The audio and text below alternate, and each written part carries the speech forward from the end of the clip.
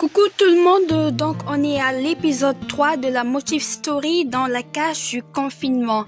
Et donc dans l'épisode 2, on parlait d'avoir un grand mental et donc là on va parler de la spécialité de l'originalité.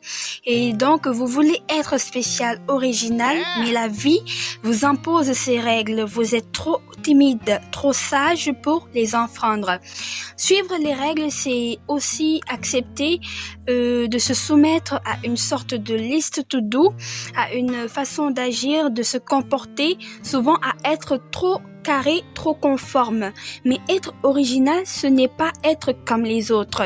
Ça inclut de souvent enfreindre les règles. Seulement, vous ne devez pas baisser votre garde et faire attention à votre environnement. Aux autres, essayez d'avoir des buts plutôt que des rêves. Soignez les autres aspects de vous qui peuvent améliorer, qui peuvent asseoir votre leadership, votre assurance, votre détermination. Commençons par soigner votre apparence, votre langage corporel. Ça commence par la maîtrise de ce que vous faites. C'est avoir une parfaite connaissance de ce que vous faites, de bien manipuler vos outils. Vous dégagez alors de l'assurance. Ainsi, vous essayez d'être maître dans votre domaine. C'est comme ça qu'on arrive à être un vrai pro, un connaisseur, le meilleur, le best, et ça se voit dans votre attitude corporelle. Au lieu de vous sentir rejeté, prenez cela comme un test de votre confiance en soi. Si vos demandes ne sont pas répondues, essayez de voir ailleurs.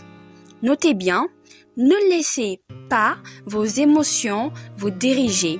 Dirigez vos décisions. Si vous arrivez à maîtriser vos émotions, à les dominer et donc avoir le contrôle de vous-même, et ça va énormément vous être bénéfique pour la suite. C'est-à-dire voir lors des prises de décision.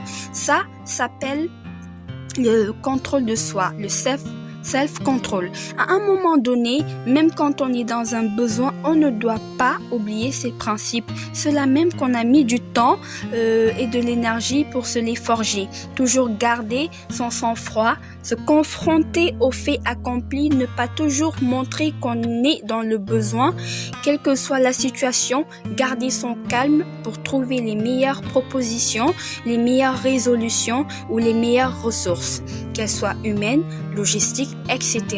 J'espère que vous avez aimé et rendez-vous pour la prochaine story. Je vous aime.